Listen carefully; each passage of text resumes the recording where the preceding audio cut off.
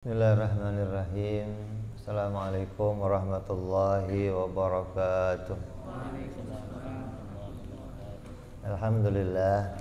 Assalatu wassalamu ala rasulillah Sayyidina wa habibina wa syafi'ina wa maulana Muhammadin Ibn Abdillah sallallahu alaihi wa ala alihi wa sahbihi wa man walah. Wa la hawla wa la quwata illa billah. Ma ba'du. Segala puja-puji kita aturkan kepada Allah Tuhan semesta alam, yang mana hingga hari ini kita masih diberikan oleh Allah iman, Islam, wabil khusus kesehatan, bisa berpuasa sampai 10 hari yang akhir, bisa hadir taraweh, bisa hadir majelis taklim, bisa qiyamul lail, bisa tadarus.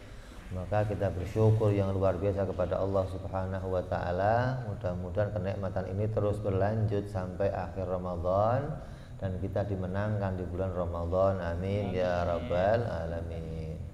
Salawat yang paling indah, salawat yang paling mesra, salawat yang paling agung kita haturkan kepada junjungan kita, panutan kita, pemimpin kita Sayyidina Muhammad, kepada para keluarganya, para pengikutnya yang setia sampai akhir zaman.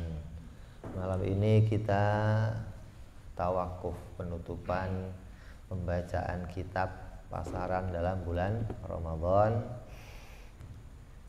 Kitab fikih sudah selesai dibacakan. Kitabnya apa? Bughyatul Talib. Dan kita baca juga kitab Tauhid Tijan Durari. Alhamdulillah kedua kitab itu selesai kita bacakan. Mudah-mudahan keduanya menjadi panduan kita, pegangan kita untuk sampai pada keselamatan dan keridhaannya Allah Subhanahu wa ta'ala. Ramadan sudah mendekati hari-hari akhir. Kita sudah sampai malam yang berapa ini?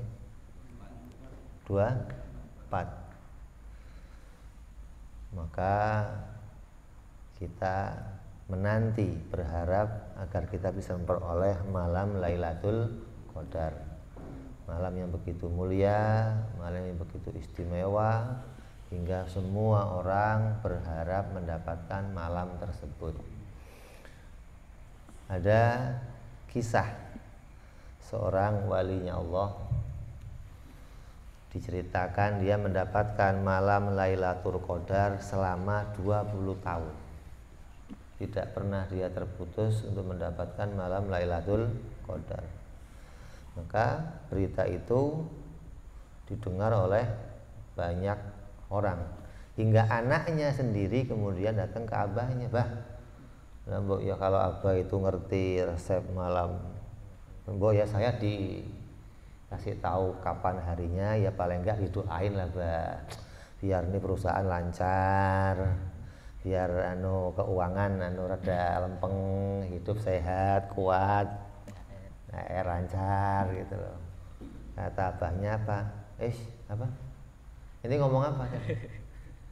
Ente ngomong apa? Itu yang ente minta. Ana 20 tahun dapat Lailatul Qadar, wala pernah minta surga, apalagi dunia. Minta masuk surga aja enggak, apalagi minta dunia. Coba. Yang ana minta 20 tahun hanya minta keridhaannya Allah dan minta berharap bisa melihat Allah Subhanahu wa ta'ala. Coba. Itu permintaan yang paling agung. Minta yang kecil-kecil, ini ada permintaan besar yang kamu akan diberikan, mintanya yang receh. Ya Allah, ATM kosong ya Allah. Ini kira-kira bisa ada nominalnya gimana ya Allah. Lah kalau ATM itu dipenuhin tapi ini nggak dapat ridhonya Allah gimana? Nah ya begitu. Ini malam yang istimewa ini yang diharapkan bukan hal yang kecil gitu loh. Harus berharap sesuatu yang besar. Makanya orang kadang pingin malam tersebut, pingin dapat malam tersebut kayak dapat jin efrit. Kamu punya 3 pilihan, nah, mau apa kamu? Kira-kira kalau kamu dapat itu yang kamu minta apa? Fulus banyak, kerjaan lancar, bini tambah lagi ya, aduh, minta apa itu. Maka kita ini sesuai dengan apa yang sudah disabdakan Nabi Shallallahu Alaihi Wasallam. Di akhir zaman nanti sayati zamanun, kata Nabi, agama itu tinggal nama. Artinya di mana-mana orang agamanya Islam, ya Islam, KTP-nya Islam, sholat kagak, puasa enggak, ngaji di KTP-nya doang Islam. Itu sekarang muncul zaman ini. Kamu bisa lihat masjid penduduknya banyak, yang sholat 2 shaf, yang lain kemana? Ya sholat di rumah, kalau sholat. Jadi agama, Nabi yang ngomong ini hadis, nanti akhir zaman nanti sayati zaman, akan datang suatu zaman di mana agama tinggal nama. Al-Quran tinggal tulisan. Di tiap rumah ada Al-Quran. Bahkan di masjid-masjid bertumbuk-tumbuk Quran, ya tulisannya doang dibaca kagak. Apalagi ngerti isinya, baca aja. Ada yang baca khusus Ramadan, lumayan lah gitu. Agama tinggal namanya, Quran tinggal tulisannya. Yang di pikiran mereka perut. Hari-hari urusannya perut. Bagaimana besok proyek ono, bagaimana besok jalan ke sono, bagaimana. Asal melek mata yang dipegang HP, ini ada proyek masuk enggak, ada pesanan apa, ada penting. Enggak ada yang dipentingkan nih, pagi ini saya mau baca wirid apa, nanti siang saya mau ngerjain apa, malam ini saya mau ibadah apa, enggak ada pikiran. Pagi ini saya mau ke rumahnya siapa, dapat duit berapa, nanti sore mau ke rumah siapa, dapat duit berapa, malam, itu pikirannya. Itu akan datang suatu zaman demikian. Lah kalau sudah begitu, apa kata Nabi? Maka Allah akan jadikan dia ibadahnya hanya pada bulan Ramadan saja. Yang terjadi. Ini apa yang diomong sudah terjadi. Terus Allah akan jadikan pada mereka bahan-bahan makanan akan mahal. Minyak goreng berapa sekarang? Makanya nggak usah pakai minyak goreng, kukus aja semuanya, godok semuanya, nasi goreng godok, ini nggak usah digoreng, tempe godok gitu.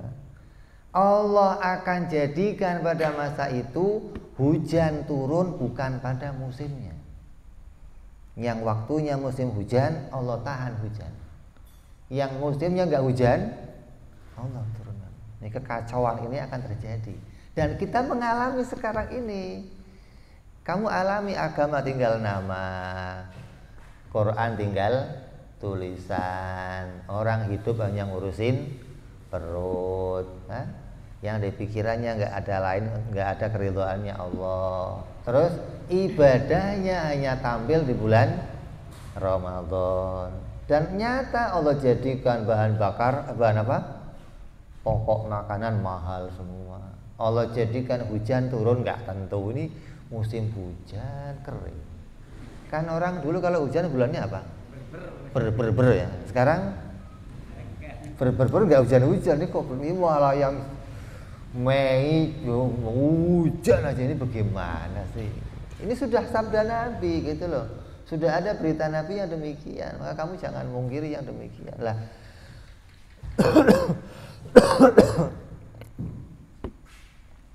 Apa jalan keluar kita? Kembali kepada Allah dan Rasul. Enggak ada jalan lain, enggak ada. Pegang kuat-kuat akidah, pegang kuat-kuat syariah. Walaupun amal kita sedikit, tetap jalankan agama. Jangan sampai agama pada diri kita tinggal namanya. Orang Islam ya? Oh iya Pak, Islam Pak. Pakai pakaian Islam enggak, ngerjain aturan Islam enggak, beramal enggak, apalagi punya akidah agama Islam juga enggak berat. Terus keislamannya mau dia andalkan untuk menyelamatkan dia dari mana? Apa kira-kira KTP-nya Islam bisa selamat gitu malaikat? Man rabbuka? KTP saya Islam, malaikat jangan macam-macam. Malaikat nggak butuh KTP kamu Islam. Maka jalan keluarnya hanya kembali kepada akidah yang benar. Pegang kuat-kuat akidah ini. Karena akidah inilah yang akan membawa kita kepada keselamatan dari masuk neraka yang selama-lamanya. Fikih yang kita kerjakan menyelamatkan kita dari masuk nerakanya Allah yang sementara. Maka kalau dua ini kita kerjakan terus dengan baik, kita akan selamat dari ancaman nerakanya Allah dan bisa berharap mendapatkan keridhaannya Allah Subhanahu wa taala. Puncaknya bisa berharap melihat kepada Allah Subhanahu wa taala. Makanya jangan sampai keluar dari prinsip ini. Kamu keluar dari prinsip ini, kamu akan tersesat. Nggak ada lagi jalan untuk selamat, nggak ada. Jalan untuk bisa selamat berpegang kepada akidah adalah mengikuti ajarannya Ahlus Sunnah wal Jamaah. Berpegang kepada apa yang diajarkan salafun saleh. Maka hingga Ahlus Sunnah pun sekarang orang sudah nggak ngerti yang mana sih wajahnya Ahlus Sunnah itu yang mana. Orang yang nyebut saya Ahlus Sunnah, saya Ahlus Sunnah. Bahkan Syiah ngakunya Ahlus Sunnah. Bahkan Mu'tazilah ngakunya Ahlus Sunnah. Bahkan Wahabi ngakunya Ahlus Sunnah. Kenapa? Karena saking baiknya nama Ahlus Sunnah. Tapi nggak ngerti ini wajahnya Ahlus Sunnah itu yang mana. Dianggap Ahlus Sunnah itu yang tahlilan, ya? Yang manakipan, yang maulidan, yang ziarah kubur itu dianggap itu bukan pokok Ahlus Sunnah, itu pakaiannya Ahlus Sunnah. Prinsipnya Ahlus Sunnah bukan itu. Maka dikatakan dalam kitab sarahnya kitab Ihya Ulumuddin yang disarah sama Imam Az-Zabidi, katakan apa? Idza utliqat Ahlus Sunnah, apabila diucapkan kata Ahlus Sunnah, maka maksudnya adalah fal asy'ariyan wal maturidiyan. Maka dia adalah orang yang mengikuti akidahnya sesuai prinsip Imam Abu Hasan al-Asy'ari dan prinsip Imam Abu Mansur al-Maturidi, maka itulah disebut Ahlus Sunnah wal Jamaah. Jadi kalau kamu pengen jadi ahli sunnah itu yang bagaimana? Yaitu yang berpegang kembali kepada prinsip akidah yang benar. Jangan sampai kita keluar dari prinsip ini, maka nggak ada jalan untuk kita selamat sampai kepada keridhaannya Allah Subhanahu wa taala. Nggak ada jalan untuk kita selamat terbebas dari neraka yang selama-lamanya. Karena keuntungan di antara keistimewaannya orang yang belajar ilmu akidah, dia tahu prinsip-prinsip agama, maka dia akan terbebas dari neraka yang selama-lamanya. Yang namanya orang tersesat adalah orang yang tidak tahu apa yang menjadi jalan utama dalam agama. Orang taunya hanya luarnya agama. Udah taunya cuman kulitnya juga sekarang nggak dipakai lagi. Ada lagi kelompok-kelompok yang sudah berlebihan, yang kayak udah masuk ke tingkat yang paling tinggi, sholatnya nggak usah pakai sholat dohir, sholatnya sholat batin. Udah di zaman kayak begini, isinya orang males sholat, datang ajaran kamu nggak usah sholat, wah cepet banget ikutnya. Kayak di zamannya orang itu lagi seneng-senengnya sama perempuan, datang ajaran boleh mut'ah. Kamu bebas sama perempuan, yang penting kontrak aja. Ya semua berondong. Orang berbondong-bondong mau mut'ah. Karena itu yang diajarkan, coba. Maka kalangan-kalangan Syiah ini masuk kemana? Ke kalangan elit sekarang. kalangan-kalangan entertainer. Kenapa? Nggak usah begitu, mut'ah aja sah, masuk surga dapat pahala kamu. Masuk Syiah mereka cepet ya. Jadi mereka sekarang tahu nih yang bisa saya ajak masuk Syiah apa. Lah yang paling menonjol di Syiah apa? Mut'ah. Ya ajak kalangan mana yang paling seneng sama. Terus thariqah yang mengajak orang nggak sholat mana?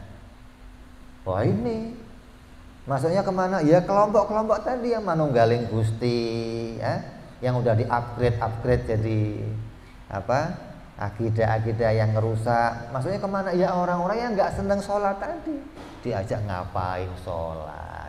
Cukup zikir di hati, cukup eling sama Allah, cukup cepet mereka. Maka kita jangan sampai meninggalkan semua prinsip ini. Dikatakan sama apa? Kitab tafsir, di antara dikatakan di kitab tafsir apa? Tidak boleh taklid kepada selain madhab yang 4. Kamu nggak boleh taklid, kamu nggak boleh mengikuti ajaran apapun selain ajarannya madhab yang 4. Maka kamu jangan sampai mengikuti orang-orang yang tidak bermadhab, tidak berakidah. Ini menyesatkan, kamu akan sesat, akan masuk ke neraka yang selama-lamanya. Kamu nggak mengikuti madhab yang 4, kamu nggak akan selamat dari beragama secara benar. Apalagi agamanya nggak usah bermadhab, repot. Sekarang muncul kelompok-kelompok begitu, nggak usah pakai madhab, yang penting Quran hadis bener kamu. Ini sekarang muncul. Lah pasarnya mana orang ini? Ya orang yang nggak ngerti Quran, orang yang nggak ngerti madhab, maka masuk ini. Jadi mereka sekarang sudah punya pangsa pasar yang banyak. Lah kita orang-orang ahlu sunnah wal jamaah harus jadi orang-orang yang betul-betul bisa bertahan, bisa sampai kepada menyelamatkan agama dengan benar. Jangan sampai nanti agama ini berhenti pada kita, nggak sampai ke anak cucu kita, nggak sampai ke generasi berikutnya. Kenapa? Karena kita sendiri sudah nggak ngerti apa akidah yang benar, bagaimana ajaran yang benar, hingga nanti apa yang disabdakan Nabi bahwa Islam tinggal nama betul-betul akan nyata pada diri kita sendiri. Kalau sekarang kamu lihat pada orang lain, jangan sampai pada diri kita terjadi yang demikian. Apalagi generasi kita, anak kita, cucu kita kehilangan moralitas agama, tinggal hanya punya nama dirinya agamanya Islam. Ini yang paling bahaya. Ini yang ditakutkan para pendahulu-pendahulu kita. Para nabi-nabi bahkan berpesan, nak, kalau saya mati habis ini kamu mau ngapain? Saya nyembah, tetap nyembah Tuhan yang kamu sembah, Bapak, sembahnya Ibrahim Tuhan. Dan saya akan ikut ajaran kamu, Bapak. Ini harus kamu doktrin anak kamu, nggak bisa. Jangan, Mak, kalau saya mati itu perusahaan buat kamu. Itu lapangan jangan dibagi punya orang. Itu yang diurusin dunia. Kalau mati yang dipikirin apa saya bisa ngewarisin anak saya harta, ini kan udah celaka. Hah? Dia nggak pernah berpikir kalau saya mati yang mau saya wariskan apa untuk anak saya. Ini yang mau kita sampaikan, hingga jangan sampai nanti keagamaan kita hanya berhenti pada seperti orang yang dikatakan Nabi hanya meramaikan agama, nampak beragama pada bulan Ramadan. Selain Ramadan hilang. Masjid ramenya Ramadan. Nanti kalau ibadah hanya sholat Id. Makanya di akhirat nanti puncak kebahagiaan manusia bukan hanya surga, tapi Allah akan tambahkan dari surga, yaitu bisa melihat kepada zatnya Allah Subhanahu wa ta'ala. Ini puncaknya kenikmatan yang diharapkan oleh semua wali-walinya Allah. Semua nabi, semua aulia berharap bisa mendapat nikmat yang tertinggi, memandang kepada Allah Subhanahu wa ta'ala. Maka memandang kepada Allah ini bagaimana tergantung tingkat keagamaan di dunia. Kalau kita di dunia senantiasa memandang kepada Allah, maka di akhirat kita akan punya waktu yang sama. Maka nanti ada orang yang mendapatkan keuntungan atau diberikan oleh Allah hadiah untuk memandang kepada Allah apa? Oh, dapat pandangan melihat Allah setahun sekali. Kenapa kok setahun sekali? Ibadahnya setahun sekali. Kalau Ramadan baru, kalau sholat id baru, wah sholat id ini ibadah. Kalau enggak id, kenapa? Enggak rame. Maka orang yang demikian nanti akan sama. Dia akan diingat oleh Allah, akan diberi kesempatan mendapat nikmat itu ya setahun sekali. Ada orang yang ingatnya Allah sebulan sekali. Asal token listrik bunyi titit, ya Allah, ya Allah, mulai ingat Allah tuh. Asal tagihan leasing datang, ya Allah. Asal tagihan ini muncul, ya Allah. Kalau nggak ada tagihan, anteng aja, nggak ingat Allah, enggak. Ya dia akan mendapat kesempatan di akhirat ya seperti waktu dia ingat di dunia. Ada yang ingatnya Allah seminggu sekali, asal Jumatan baru berangkat. Kalau nggak Jumat ya nggak berangkat. Jadi bagaimana tingkat orang itu ingat kepada Allah, melihat kepada Allah, maka sebegitulah nanti di akhirat dia akan mendapat kesempatan tersebut. Ada orang-orang di dunia ini senantiasa melihat kepada Allah, memandang kepada Allah. Makanya Ramadan itu ada 3 macam tingkatan. Dikatakan oleh seluruh kelompok ulama, Ramadan ada 3 macam. Ada Ramadannya orang awam, ada Ramadannya orang khusus, ada Ramadannya orang khusus. Ramadannya orang awam bagaimana ya, kayak kita, yang penting enggak makan, enggak sehari bisa nahan makan, nahan minum, udah top, udah termasuk orang yang berhasil diukur pada akhir zaman ini. Kamu mau puasa kok sampai bisa menahan makan, nggak minum dari mulai pagi sampai maghrib, udah hebat. Maka kayak kita, ketika kita kok berhasil Ramadan, maka bahagia kita. Makanya kita kalau mau puasa kan nanya, berapa hari lagi sih? 3 hari. Insyaallah lama banget kayaknya. Ini bisa lepas puasa, Allah lega, alhamdulillah, ya Allah lega, udah. Kayak anak kamu lah, diajak tarawih aja, bah, berapa rakaat lagi, bah? 5. Ya Allah, lama banget sih. Begitu selesai 1 rakaat, ya Allah alhamdulillah. Habibmu itu. Lah ya begitu, itu anak kecil semua begitu. Ketika selesai merasa. Nah kalau kamu kok Ramadan pergi bahagia, ya kamu termasuk yang ini itu. Begitu Ramadan pergi, ya Allah alhamdulillah, ya Allah udah bisa puasa 30 hari, udah seneng, ya Allah nggak ada batalnya, nggak ada bolongnya. Itu puasa yang pertama, puasanya orang awam. Yang kalau sudah bisa puasa bahagia, kalau puasa pergi lebih bahagia. Alhamdulillah, ya Allah puasa udah hilang. Ya Allah.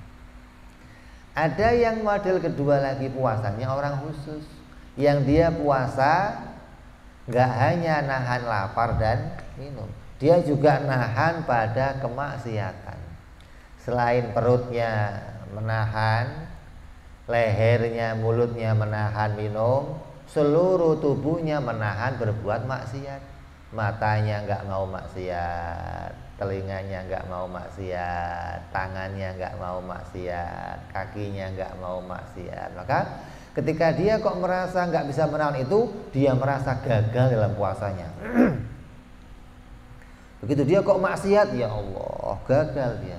Yang pertama, enggak, kan saya nggak makan, saya kan cuma lihat doang, Pip, nggak ngapa-ngapain, Pip. Yang jelek-jelek masih dilihat, yang aurat terbuka masih dilihat. Kalau ada orang gosip masih dengerin, kayaknya indah. Dan kalau gosip, si fulan itu begini. Oh iya, memang bener, wis dengerin aja. Nggak merasa salah, nggak. Kenapa? Karena puasa itu kan cuma yang penting nahan makan dan nahan. Maka ini orang awam kayak kita begitu. Tingkat yang kedua sudah nggak cuma mau nahan makan dan lapar. Mereka nggak cuma pingin hasilnya, Oh, kalau saya begitu nanti hasilnya puasa saya hanya ya dapatnya lapar dan haus. Mereka tahan dirinya, nggak mau maksiat, nggak mau, matanya nggak mau berbuat yang macam-macam, telinganya nggak mau berbuat macam-macam, kakinya nggak mau berbuat yang macam-macam. Hingga orang yang kayak kedua ini yang sudah ada muncul tidur dapat pahala. Kenapa? Menghindari kemaksiatan. Kalau bagi yang pertama, tidur mempercepat waktu, gitu loh. Lain ini. Kalau yang pertama tadi tidur habis subuh, bangun habis asar, gitu loh. Begitu cep, alhamdulillah, tinggal setengah jam lagi, mantap dah. Ini udah nggak ada urusan sama yang lain itu, yang penting dia bisa berhasil, nggak makan nggak. Kalau yang kedua tadi, dia terpaksa tidur, kenapa? Karena mata sudah nggak kuat untuk ngaji, mau keluar maksiat, udahlah tak di sini aja lah tidur. Bangun lagi baca Quran. Kenapa? Matanya bukan hanya membuat pakai tidur, nggak pengen maksiat, tapi dipakai untuk ibadah apa? Baca Quran, lihat ini, lihat itu yang bermanfaat. Ketika sudah nggak kuat ngantuk tidur, mulai lagi baca lagi, begitu. Dimanfaatkan betul untuk beribadah kepada Allah. Ini tingkat yang kedua, hingga hasilnya dia bisa mendapatkan bukan hanya menahan lapar, tapi semua kemaksiatan bersih, mendapat tingkat ibadah yang banyak, mendapat amal yang soleh, catatan ibadahnya dilipat gandakan. Maka ini yang bisa dipakai menutupi ibadah selama 1 tahun. Kita selama setahun ibadahnya kurang, maka akan bisa kita tutupi pakai ibadah di bulan Ramadan. Ketika kok itu nggak bisa terlaksana juga, maka masih sama pada tingkat yang pertama. Ini tingkat yang kedua sudah naik, namanya tingkatnya orang khusus yang nggak pengen nahan lapar sama haus saja, tapi semua kemaksiatan pun ditahan. Yang ketiga, puasanya khususil khusus. Yang bagaimana? Yang sudah jelas dia menahan lapar dan haus, dia menjaga anggota badannya dari kemaksiatan. Terus naik lagi, dia menjaga hatinya untuk tidak lalai kepada Allah. Boro-boro mau tidur, yang ketiga ini nggak mau tidur, dia sayang tidur. Kenapa? Lalai saya kepada Allah kalau tidur. Maka yang di hatinya betul-betul senantiasa ingat kepada Allah. Bagi dia lupa kepada Allah sama saja dengan merusak. Ini maka disebut puasanya orang khususil khusus, yang tiap waktu hari-harinya hanya ingat kepada Allah terus, bukan hanya menjaga nggak maksiat, udah jauh dari keinginan untuk maksiat. Kalau kita kan kalau ada ngelihat cewek yang cantik, putih, montok, masih mikir lihat enggak, lihat apa enggak, gitu masih mikir, maksudnya antara perang ini lihat enggak dilihat sayang, dilihat dosa, lihat enggak, lihat gitu loh. Nah, kalau bagi mereka udah enggak tergiur yang demikian. Kenapa? Pandangannya, matanya kelihatannya melotot, tapi yang dilihat enggak itu, gitu loh. Kalau kamu gini juga enggak ngaruh gitu, ini orang ngeliatin apa. Di pandangannya sudah kepada hal yang lain, sudah melihat ini ciptaannya Allah, jadi dalil, jadi sudah enggak ke arah tergoda kepada hawa nafsunya, karena pandangan dirinya sudah berusaha pingin senantiasa bisa memandang kepada Allah. Lah memandang kepada Allah caranya bagaimana? Ya caranya melihat segala ciptaannya Allah. Apa yang kamu lihat di hadapan kamu, kita jadikan alamat untuk memandang kepada Allah. Setiap lihat ini ingat Allah, lihat ini ingat Allah, lihat ini ingat. Ada kejadian ingat Allah, ada hal yang ingat Allah terus. Maka orang-orang yang demikian disebut orang yang berpuasa, disebut tingkatannya tingkatan khususil khusus. Maka dialah nanti orang-orang yang senantiasa akan bisa memandang kepada wajahnya Allah, zatnya Allah subhanahu wa ta'ala. Kenapa? Yang di dunia mereka sudah sampai kepada magom, berusaha agar dirinya nggak pernah lalai kepada Allah subhanahu wa ta'ala. Nah, kita di majelis ini, di tempat yang mulia ini, yang mana kita bersama-sama mendapatkan pendidikan langsung dari orang tua kita Al-Wali Al-Habib Abdullah bin Muhsin Al-Attas. Yang mudah-mudahan beliau yang telah mendahului kita diberikan oleh Allah beliau magom yang mulia, kedudukan yang mulia, hingga nanti kita ketika pulang ke rahmatnya Allah bisa mendapatkan penghargaan berada di sisi beliau, disambut oleh beliau dan mendapat kehormatan karena bersama seakidah dengan beliau. Maka tempat ini mengajarkan kita untuk kita terus berpegang kepada akidah Ahlussunnah wal Jamaah. Jangan tinggalkan apa yang diajarkan sama Abah Uwo, terus pegang kuat-kuat. Ajak yang lainnya untuk belajar akidah, ajak yang lainnya untuk berpegang kepada prinsip yang benar. Serusak-rusaknya kita, senakal-nakalnya kita, jangan sampai kita kehilangan prinsip Ahlussunnah wal Jamaah. Maka kita sering dengar kita harus jadi kayak ikan yang ada di laut. Walaupun dia berada di tempat yang asin, tapi nggak ada dagingnya ikan ikut asin, nggak ada. Jadi kita berada di Tanjung Priok, orang ngomong tempat ini tempat penuh kemaksiatan, penuh tempat dengan preman, penuh dengan hal-hal yang rusak. Maka barangkali di tempat yang mulia, tempat yang demikian akan muncul wali-walinya Allah Subhanahu wa ta'ala. Kalau di negeri Yaman kok muncul wali? Biasa. Di Tanjung Priok kok muncul wali? Luar biasa. Makanya syaratnya wali apa? Syaratnya wali dikatakan dalam kitab Ad-Dasuki, yang pertama orang itu harus ma'rifatullah. Nggak ada wali goblok tentang Allah, nggak ada.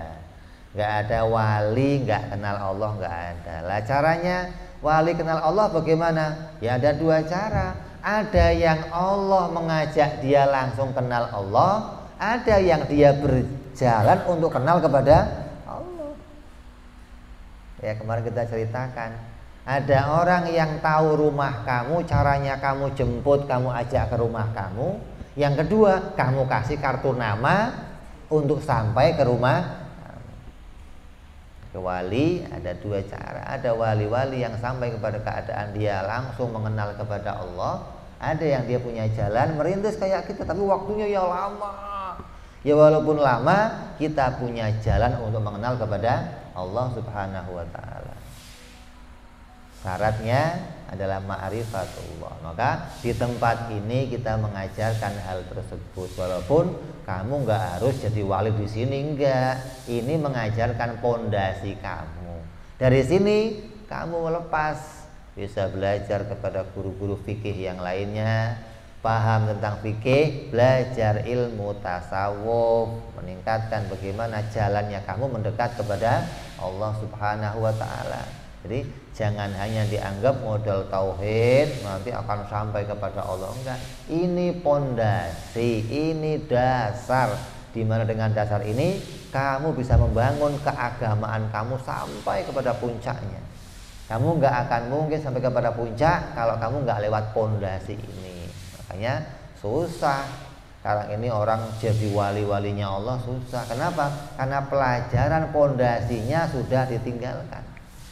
Kenapa dulu kok banyak wali-walinya Allah, banyak majusi yang punya wali, kuburan wali-wali? Karena mereka mengajarkan prinsip ini dengan ditekankan benar-benar. Dari sejak kecil anak-anak mereka dididik kenal kepada Allah Subhanahu wa ta'ala, ma'rifat kepada Allah. Maka nggak ada mereka yang meninggalkan ini, nggak ada.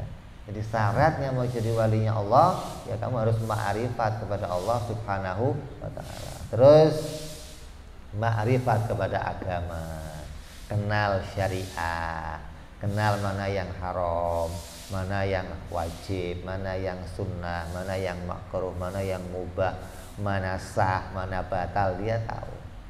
Yang ketiga syaratnya jadi wali lagi, orang itu adalah hatinya penuh kasih sayang kepada orang yang lemah. Lemah apa? Baik lemah dalam mengenal kepada Allah, atau lemah dalam beragama. Maka orang itu penuh kasih sayang. Kalau ada orang kok nggak kenal Tuhan, diajak ayo ma'rifat, ayo kenal Allah, ayo. Betul-betul menjadi misi, dia adalah misioneris, misinya penyambung lidahnya Rasulullah Shallallahu Alaihi Wasallam untuk mengajak orang kembali mentauhidkan Allah Subhanahu wa Ta'ala. Yang diucapkan betul-betul selalu mengajak kita ingat kepada Allah. Asal ngomong membawa kita tambah kuat imannya, tambah punya dalil, tambah betah dalam beragama. Ini orang-orang demikian bisa disebut orang-orang yang sudah langka pada zaman ini, karena kemunculan orang tersebut harus dimunculkan melalui dasar-dasar yang benar. Apalagi wali-wali di akhir zaman ditutupi oleh Allah Subhanahu wa Ta'ala karena begitu banyak fitnah yang muncul pada akhir zaman ini. Artinya apa? Fitnah yang muncul orang akhir zaman sekarang ini karena urusannya tadi kembali urusan perut, yang dipikir hanya perut, maka ketika ada orang yang aneh-aneh yang membuat orang itu bisa seakan-akan membawa dia punya urusan dunia, pasti akan didatangi. Kamu kok terkenal jadi orang yang bisa menggandakan duit? Ya rumah kamu gak akan bisa tutup pintu. Kamu kok terkenal jadi orang yang bisa membuat warung jadi laris? Wah, ya rumah kamu nggak akan sepi. Nah, yang demikian dimasyhurkan, orang-orang bikin fitnah-fitnah. Maka banyak orang yang tertipu. Kalau ada orang yang aneh-aneh dianggap keramat, dianggap orang hebat, dianggap padahal nggak ada begitu, nggak ada. Orang-orang akan jadi orang hebat kalau dia punya tuntunan, punya persyaratan, punya jalan sesuai dengan jalannya para pendahulu-pendahulu kita. Maka mudah-mudahan kita yang di majelis yang tetap dalam bimbingannya orang tua kita, sekarang alhamdulillah kita sudah punya pengganti dari Abah Allah, sudah punya pengganti dari walid kita, yaitu anak-anak beliau alhamdulillah sudah pada kembali dari mondoknya, yang dari Yaman udah pada pulang, yang dari Jawa Timur udah pada pulang, yang dari Sunda udah pada pulang, hingga insya Allah di majelis ini akan kita kembangkan menjadi nanti pondok pesantren yang insya Allah mulai habis lebaran nanti kita akan mulai buka pendaftaran. Maka bagi anak-anaknya yang mau dititipkan kemari, maka dipersilahkan, nanti kita akan buka pendaftarannya, kita akan bagikan linknya kemana bisa mendaftar, yang insya Allah di majelis di pondok ini akan mengkhususkan kita mengajarkan ilmu akidah. Artinya setiap orang yang lulus dari sini harus ngerti tentang akidah. Artinya tidak sebagaimana pondok-pondok yang lain yang akidah itu hanya dibacakan sebagai pedoman, sebagai salah satu kurikulum di pondok pesantren. Ketika sudah bisa baca kitabnya, ya sudah selesai. Kita ingin di pondok ini kitab tersebut menjadi panduan rujukan kelulusan. Apabila sudah paham tentang isinya, sudah ngerti yang kifayah, maka dia bisa punya ijazah kelulusan. Karena kita ingin mencetak ahli-ahli tauhid yang banyak. Kita ingin tempatkan di tiap tempat banyak para ahli-ahli tauhid, ahli-ahli ilmu kalam yang bisa membentengi ahli sunnah wal jamaah. Karena benteng kita ahli sunnah hanya dari orang-orang yang ahli tauhid. Mereka lah yang bisa membentengi para orang-orang awam dari kesesatan, dari rong-rongannya orang-orang yang akidahnya rusak, dari Wahabiyah, dari Syiah, dari Murji'ah, dari Khusyawiyah. Benteng kita hanya benteng Ahlus Sunnah wal Jamaah yang utamanya adalah mengajarkan akidah yang kuat hingga prinsip hati kita nggak bisa tergoyahkan oleh ajakan siapa saja, oleh pahamnya siapa saja. Tetap pada prinsip yang diajarkan salafun saleh sampai kepada Nabi Sallallahu Alaihi Wasallam. Mudah-mudahan cita-cita guru-guru kita bisa kita lanjutkan, dan cita-cita itu bisa kita perjuangkan bersama.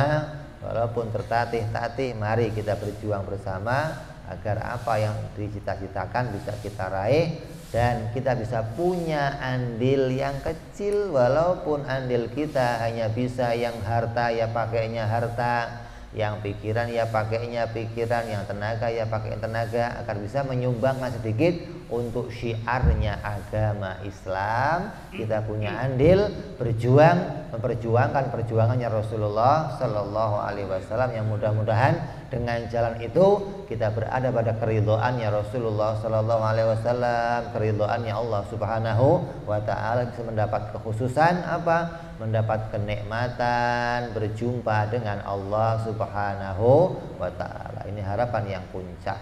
Mudah-mudahan apa yang kita lakukan bisa mendapatkan semua tujuan tersebut.